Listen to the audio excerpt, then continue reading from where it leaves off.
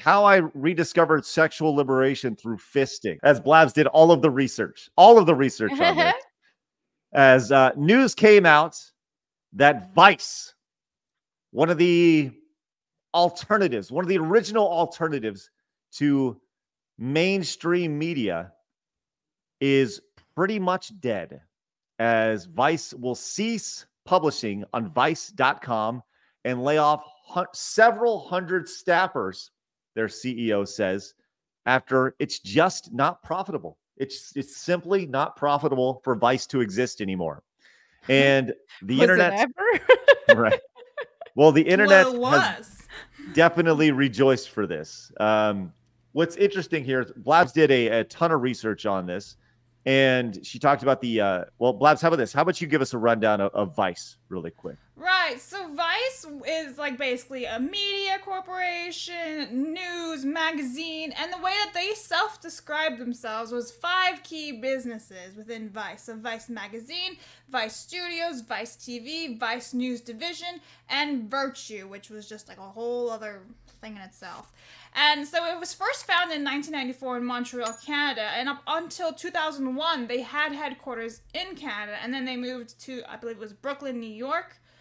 And at one point in time, they were worth $5.7 billion in 2017 when they were like invested with a private equity company. So they were, $0.7 billion. Seven years ago. 7 years ago. Not $5.7 million. Billion. That's extra zeros. That's literally extra zero. 5,700 millions. 5.7 billion. That's why they were worth something once upon a time. Okay, I did not know that. Yeah, and so by 2020, shit was starting to hit the fan, and they were getting layoffs. And so actually, they filed bankruptcy in 2023, and then yesterday they actually were like, so more layoffs and no more magazine, like on the website either. You may be asking yourself, hey, why did Vice fail? What happened? What happened? Well, there's a great Twitter video going around of just some of the wonderful, wonderful stories that Vice was known for. And we'll mute this, but here are some of the great stories that you'd have, like how I rediscovered sexual liberation through fisting.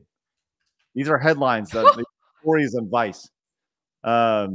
The meth-funded week-long orgies ravaging London's gay sex party scene. The far right are uniting around their right to, quote, free speech. Ugh. Like these are this is cringe. How to eat out a non-trans woman. What? Yeah, so they did a lot of bullshit.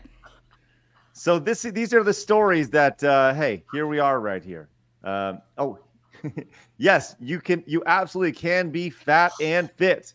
Breaking news. You can't be both fat and fit. And they call us like sharers of misinformation. Yes. What it's like to be an asexual sex worker. Why can't my famous gender non-conforming friends get laid? Well, there you go. And asexual, make it make sense. So, you know, how to have sex with a fat girl. I mean, here we are. Here we are. This is like the Onion rebranded. Right. Well, there we are. There's even more. Hang on. I'm trying to find on like Vice's own thing, but like they're so full of shit that they went and even compared themselves. They're like the best of Vice documentaries on Vice. So you have like random ass titles. There was one that was like Slut Ever. What the fuck? Slut Ever? Can weed improve your sex life? Hate Thy Neighbor, which was all about racism, women, ballet, and bullets. Yeah, so you know they're woke. Let's just put it that way, straight up. And don't forget about the wonderful entire subsection of their website, simply called The Gender Spectrum Collection. Oh my gosh. People are sick of it now. They are so sick of all this charade and made up warped reality. It's not all this fake stuff that's not real. Like it's we're beyond sick of it. It's been clown world. And Yep. I'm not even surprised that this is happening. And it's only a matter of time before Kotaku gets shut down. I don't know how they're still running right now, but I appreciate this person has the "I'm gay" tattoo on their thigh, like it's a reminder. Like they look down, they're like, "Oh yeah, I am." How do you? I don't understand the world. oh my gosh.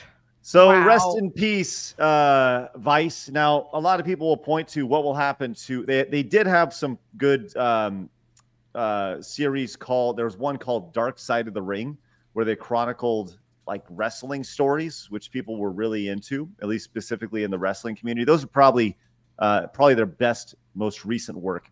I would imagine those will go away, but I also imagine that the people who are producing those documentaries will probably start some sort of Kickstarter and or some sort of crowdfunding campaign and just do them by themselves and not have to worry about getting funding from Vice to do those. So I don't know.